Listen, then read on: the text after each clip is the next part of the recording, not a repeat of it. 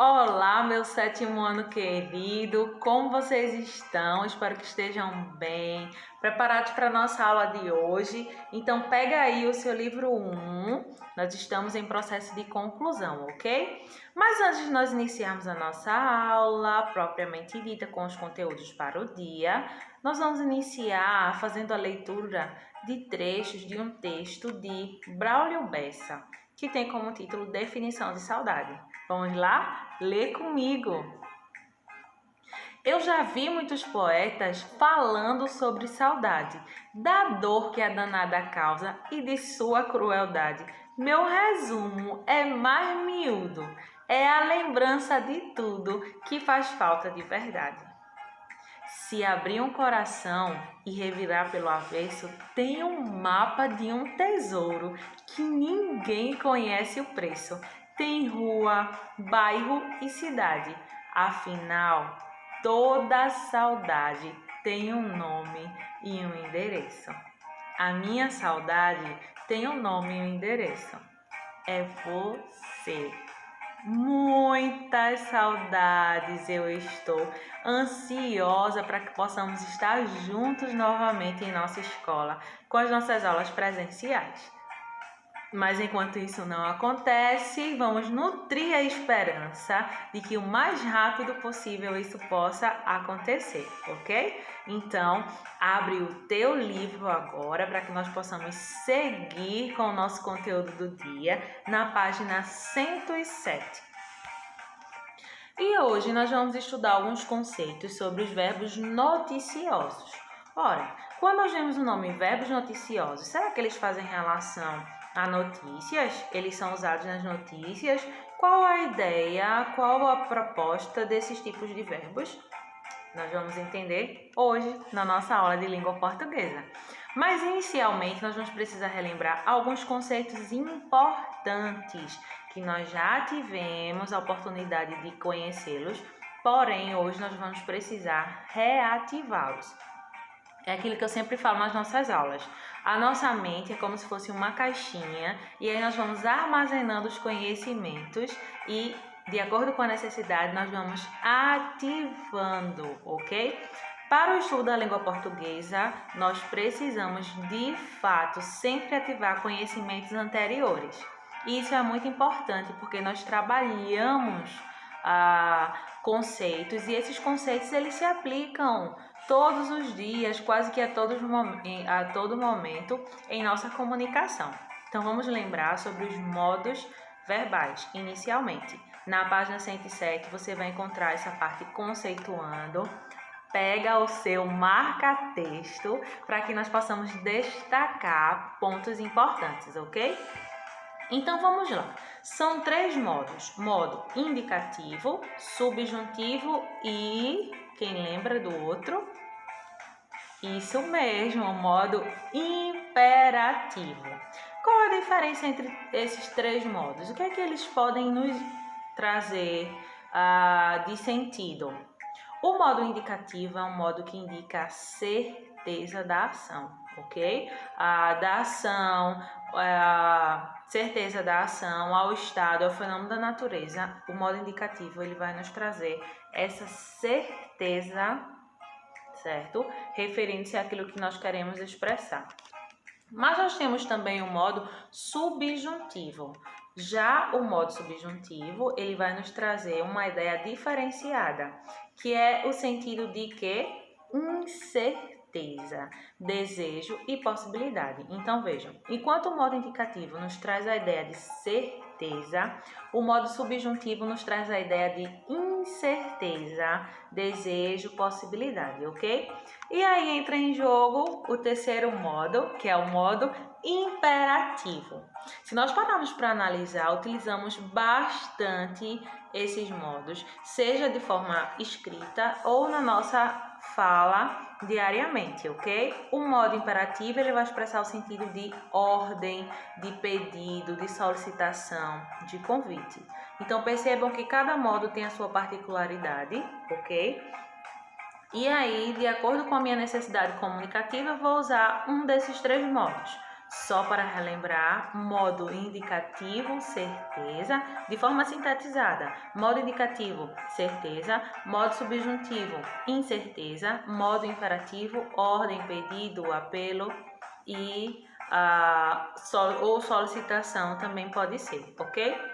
Tá certo, professora. Relembrei esses 3 conceitos, mas e os exemplos para facilitar a minha compreensão? Os exemplos estão aqui. Vamos lá para eles agora?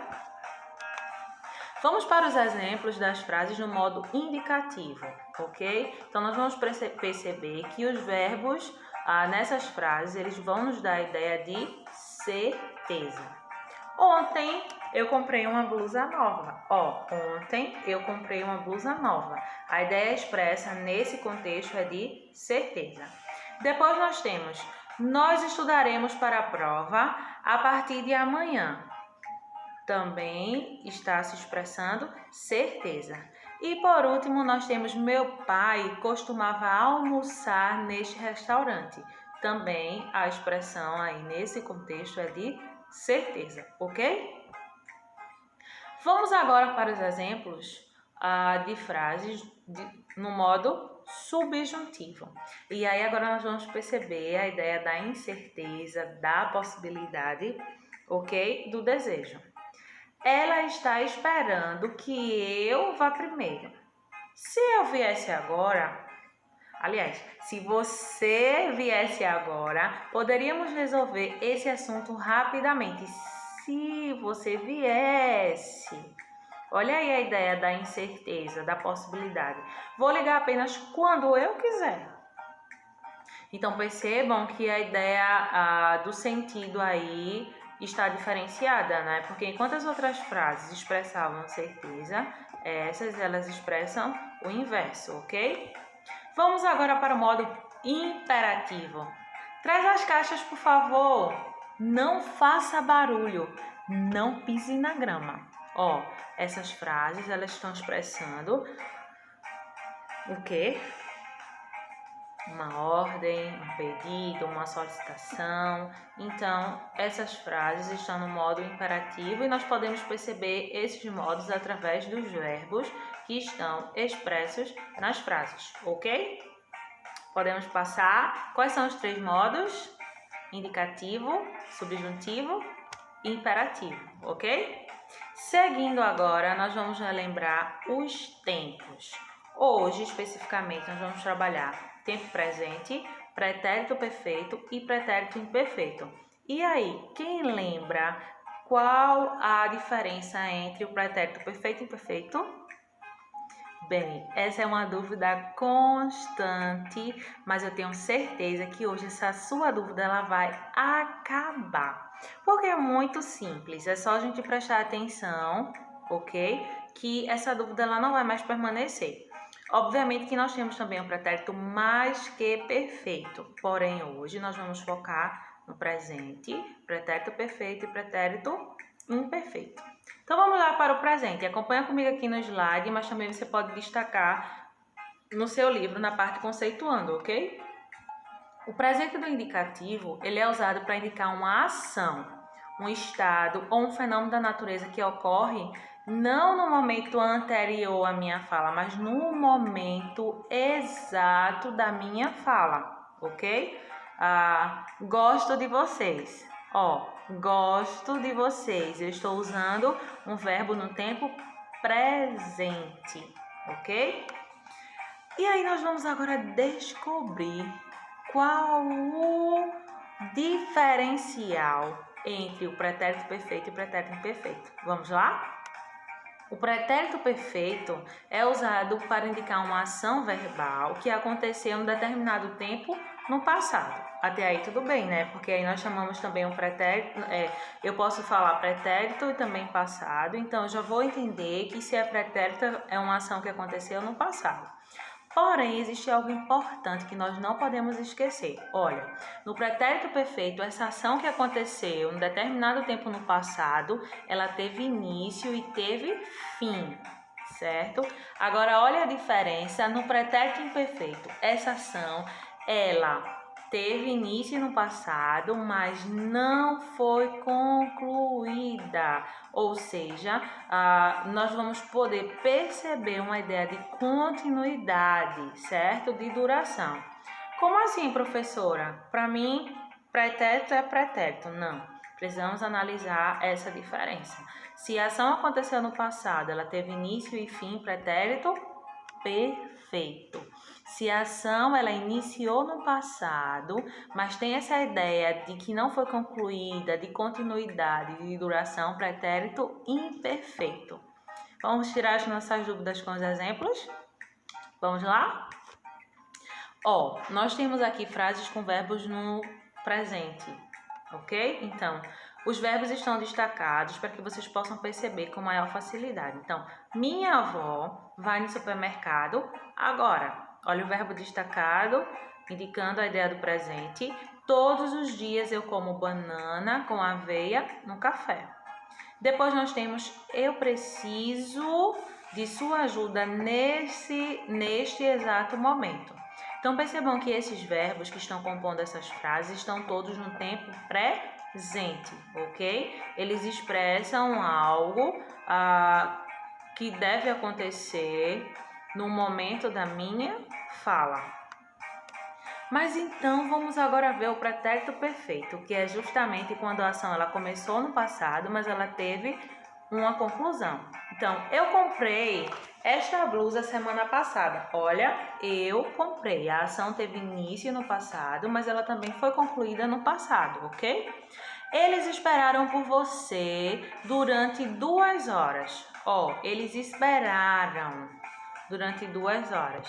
Depois eu tenho você pediu um cachorro-quente. Você pediu um cachorro-quente? Então, a ação que teve início lá no passado, mas ela foi concluída, ok? Agora vamos ver a diferença com o pretérito imperfeito. Eu fazia patinação artística quando eu era criança. Percebe aí que a ideia é de que uma ação ela foi iniciada, mas tem uma certa continuidade. Eu comia um sorvete todos os domingos com minha avó. Ele estudava, iniciou. Olha a ideia de continuidade, francês e alemão, mas agora só estuda alemão. Então, o que vai diferenciar o meu tempo do pretérito perfeito para o pretérito imperfeito é justamente analisar se essa ação ela iniciou e concluiu, ou se ela iniciou e está apresentando a ideia de continuidade, ok? Então vamos lá, verbos noticiosos. Nas notícias, o relato é feito sempre em terceira pessoa. Estão lembrados sobre as pessoas? Eu tenho primeira pessoa, segunda e terceira do singular, primeira, segunda e terceira do plural, ok? Eu, tu, ele ou ela, nós, vós, eles ou elas. Eu não tenho primeira, segunda, terceira, quarta, quinta e sexta pessoa. Não. Primeira, segunda, terceira singular, primeira, segunda, terceira plural. E isso também vocês já sabem, nós estamos apenas relembrando alguns conceitos que nós já estudamos durante nossas aulas, ok? Então, o relato é sempre feito em terceira pessoa. Com que ideia? Para produzir um distanciamento do jornalista, porque quando se é feita uma notícia, não há essa relação de intimidade, ok? O fato é noticiado, e aí quando se usa a terceira pessoa, nos passa a ideia de menor parcialidade, não há um envolvimento. É diferente se eu utilizar a primeira pessoa, porque aí eu vou me enquadrar totalmente na situação. Então, assim, o jornalista não pode emitir sua opinião própria. Apesar de existirem algumas escolhas, como a ordem dos fatos, as palavras usadas, que vai revelar muitas vezes aquilo que ele pensa, mas de forma implícita, sabe? Não é de forma tão clara assim. Porque não é comum na notícia o jornalista emitir sua opinião. Na verdade, não é recomendado que isso aconteça, ok? Mas aí nós temos as reportagens, né? As reportagens, elas têm um caráter diferenciado das notícias, ok? Vamos pensar que as notícias, elas sejam mais objetivas.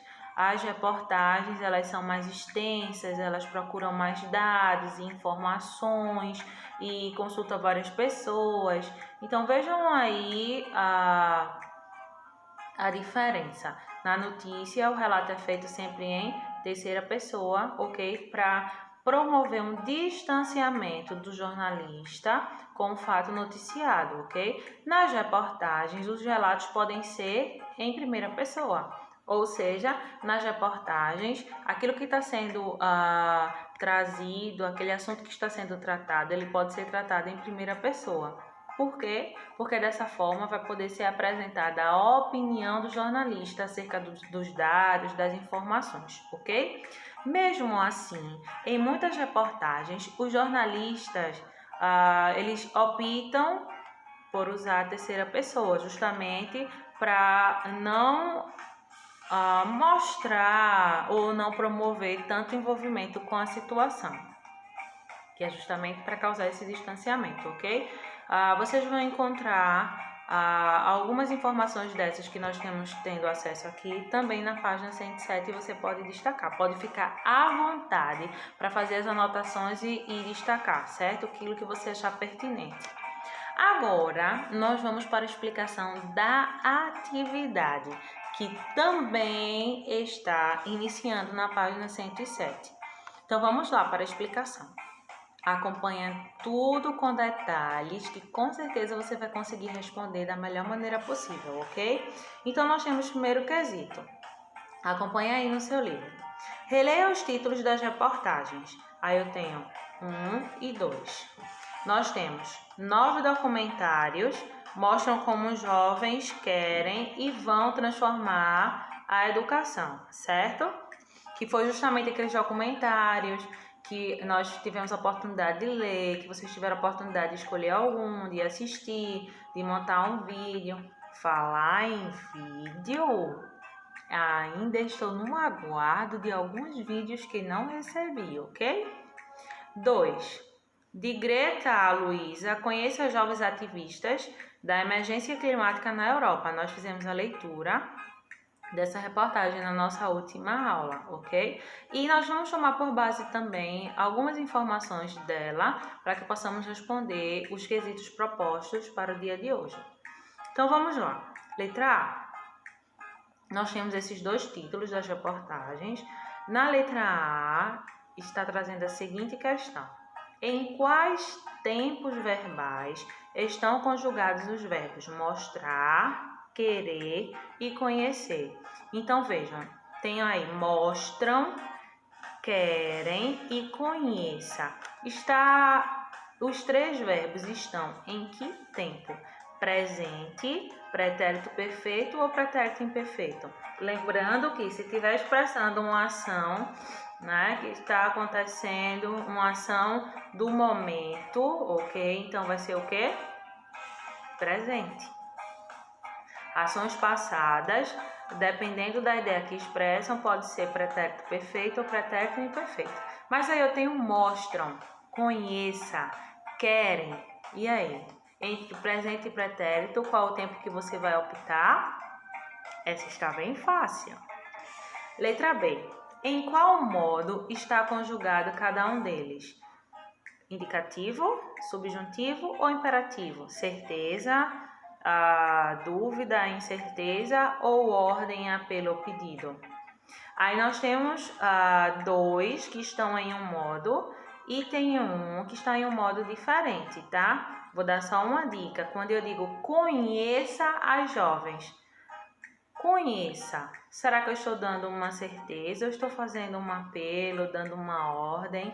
Porque se eu estiver fazendo um apelo, dando uma ordem, conheça vai estar no modo... Isso mesmo, no modo imperativo. Já mostram e querem estão no modo o quê? Certeza ou incerteza? Certeza, muito bem. Então, mostram e querem estão no modo indicativo E conheça está no modo ótimo, modo imperativo, ok? Vamos lá para a letra C. Por que é feito o uso das formas verbais nessas conjugações? Porque se usa justamente essas formas verbais nessas conjugações para dar a ideia de quê? De algo que é atual, não é isso? Letra D. Porque a forma verbal conheça na reportagem sobre os ativistas difere dos demais verbos presentes no primeiro título? Que efeito de sentido é diferenciado é produzido? Por que que o verbo conheça aí está no imperativo? Para dar a ideia de quê? De apelo, pedido, ok? Então, na letra D, por que conheça está diferente? Porque a ideia do conheça aí é de fazer um pedido, ok? Letra E. Em qual tempo e modo está conjugada a locução verbal vão transformar? Locução verbal porque eu tenho aí o verbo auxiliar e tenho o verbo principal, ok? Então, sempre quando eu tiver assim, eu chamo de locução verbal. Que efeito de sentido foi produzido ao se usar entre parênteses parte dessa locução verbal? Quando eu digo, por exemplo, os jovens vão transformar o mundo. Esse vão transformar está no presente ou no pretérito? Muito embora o verbo ir aí, né, da forma como ele está flexionado, vão, nos passa um sentido de futuro, mas a expressão em si, ela está no presente ou pretérito? Isso, ela está no presente do indicativo, ok? Por que que está no presente? Para expressar uma ação que diz respeito ao momento da fala, ok? E aí, nós concluímos a página 107 com esses quesitos. Vamos agora para a página 108. Na página 108, nós temos um tópicozinho aí em destaque, que é sobre título ou manchete. O que é que você vai fazer? Destacar os pontos importantes aí. A ideia é que o título e a manchete, eles chamem a atenção do leitor. Obviamente que quando nós estamos acessando a internet, por exemplo, e de repente nós vimos uma notícia, o título, a manchete vai logo nos chamar a atenção, porque vão trazer como se fosse um apanhado geral do que está sendo noticiado, ok? Na maioria das vezes, encontra-se no tempo presente do indicativo para apresentar a atualidade do tema ou dos fatos relatados. Então, vamos para o segundo quesito. Acompanhe comigo. Agora leia alguns trechos das reportagens. 1. Os jovens querem e cada vez mais deixam claro que desejam se envolver na transformação de suas escolas. O Porvir reuniu 9 documentários que mostram como os estudantes podem ser protagonistas na busca por melhorias educacionais. Texto 2. Elas representam a nova face do alerta climático, em nome do qual os ecologistas verdes conseguiram grande avanço nas eleições do Parlamento Europeu. Greta, Luísa e outros jovens encarnam uma geração de ascensão, que coloca o futuro do planeta no centro do debate político. Letra A. Em que tempo estão as formas verbais reuniu e conseguiram? Estão no presente ou no pretérito? Reuniu, conseguiram. Aí, se essa ação estiver expressando a ideia de algo que aconteceu no passado e que foi concluído, então estarão no pretérito o quê? Muito bem, no pretérito perfeito, ok? É apenas essa a resposta. Letra B. E as demais formas verbais? Todos os outros verbos que estão aí nesses dois trechos estão também no pretérito ou estão no presente? Então, você vai colocar na letra B após analisar se estão no pretérito ou no presente, ok? Letra C. Qual é o tempo verbal predominante nos leads das reportagens? Gente, os leads são os primeiros parágrafos, ok? Online que vocês leram. Por que, em sua opinião, isso ocorre? Então, em que tempo verbal eles estão? Presente ou pretérito? Aí você vai analisar. Nos leads que vocês leram das reportagens, presente ou pretérito é o que está predominando aí. O que está em maior quantidade são os verbos no presente ou no pretérito? Também está bem fácil essa, ok? E depois está perguntando por que, em sua opinião, isso ocorre. Justamente para poder dar ideia de tempo o quê? Real ou passado? Para dar ideia de tempo real, ok? Passando, nós temos outro tópico importante que vocês precisam destacar aí, ó. Geralmente em notícias impressas, o tempo verbal empregado é o presente, no título, e o pretérito perfeito ou imperfeito nas outras partes do texto, ok? Esse uso se deve à necessidade de situar os fatos. Para que os fatos que estão sendo noticiados eles sejam situados, então lá no título se usa o tempo presente, no decorrer do texto se usa o pretérito ou perfeito ou imperfeito, que vão retratar ações que aconteceram no passado.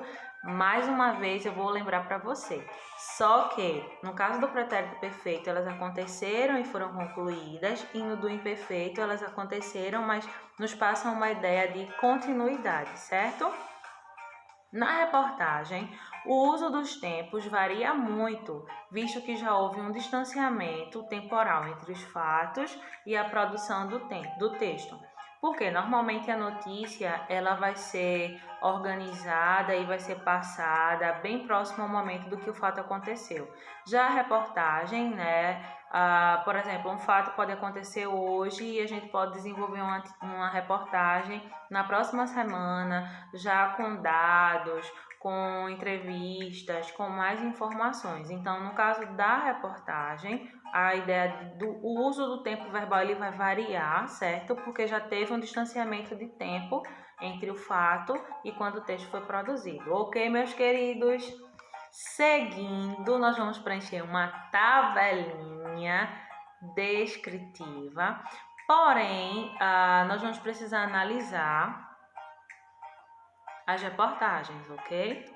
Então, o que é que nós vamos fazer? Nós vamos analisar as reportagens dos documentários e a reportagem lá de Greta e Luísa, e nós vamos procurar os verbos, identificar os verbos e vamos colocar dentro desses quadrinhos.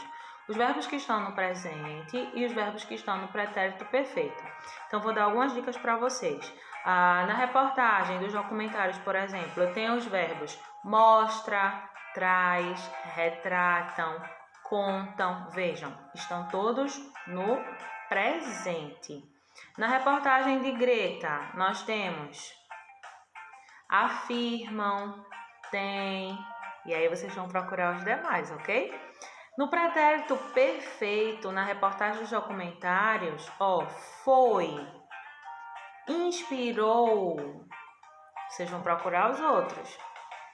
Na reportagem de Greta e Luísa, pretérito perfeito, eu tenho deu, foi apelidado, encontraram. Então, são verbos que estão no pretérito perfeito. Então, essas tabelinhas vocês vão precisar preencher. Nós vamos voltar a página lá nessas reportagens para poder perceber os verbos e o tempo que eles estão, ok? Caso de dúvidas, já sabem, né? É só mandar mensagem que estou disponível para ajudá-los. Passando, nós vamos para o quarto quesito, que também está na página 109. E aí nós temos o seguinte: observe os verbos presentes no corpo do texto da reportagem. 9 documentários mostram como os jovens querem e vão transformar a educação.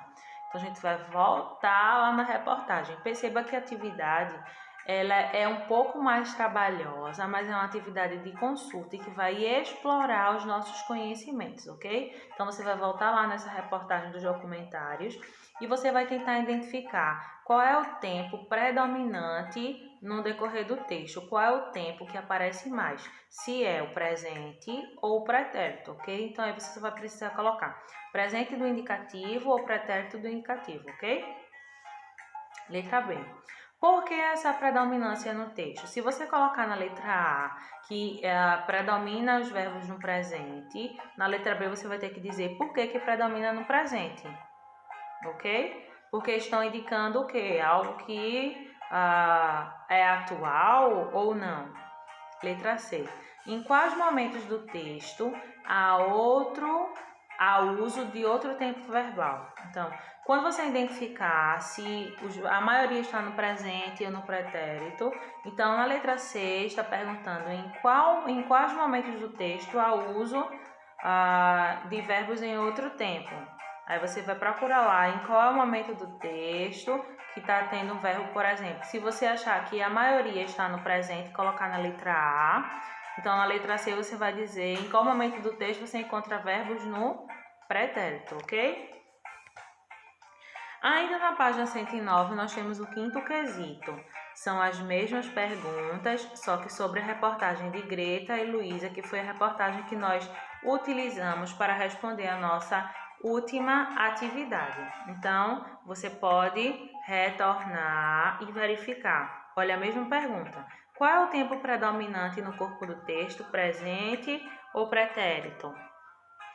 Aí você vai ver se existem mais verbos no pretérito ou no presente. Se tem mais no pretérito, por que essa predominância? Por que será que tem tantos verbos no pretérito? Aí você vai colocar. E na letra C, em quais momentos do texto há o uso de outro? Então, se na letra A você colocar que há mais no pretérito, então qual é a parte do texto que a gente encontra a presença dos verbos no presente? Percebam que uma questão, ela vai ajudando a você responder a outra, ok? Na página 110, que é a nossa última página de hoje, tem aí uma explicação sobre notícias. E aí a sua missão é destacar os pontos importantes sobre as notícias e reportagens, ok? Então, vê só, nas notícias o relato é sempre feito em terceira pessoa, justamente pela ideia que eu falei para vocês, para que haja um distanciamento do jornalista em relação ao que está sendo noticiado, ok? Ele não pode emitir a sua opinião. Nas reportagens, o relato pode ser realizado em primeira pessoa, porque o jornalista ele pode emitir a sua opinião sobre as informações, ok? Sexto quesito. Nas reportagens lidas, há o uso de qual pessoa do discurso? Primeira, eu. Segunda, tu. Ou terceira, ele ou ela. Aí você vai dizer. E isso eu estou usando as pessoas do singular, né? Mas você vai perceber, se eles não se posicionaram, se a gente não conseguiu perceber opiniões, então eles estão se utilizando da terceira pessoa, ok? E aí a gente já está vendo por que normalmente eles usam a terceira pessoa. Então, meus queridos, tentem responder a atividade. O segredo para que nós possamos respondê-la é analisar de forma cuidadosa os verbos e perceber a ideia que eles estão nos trazendo de presente, de pretérito, pretérito perfeito ou pretérito imperfeito, ok? Então, nós concluímos por hoje a nossa atividade. Responda com toda a dedicação e que bom que nós tivemos mais um momento de aula e que nós podemos compartilhar conhecimento. Agora é com vocês. Bom estudo a todos. Um forte abraço. Estou com muita saudade. E não esqueça que a minha saudade tem bairro, tem nome, tem endereço, que é você. Tchau, tchau!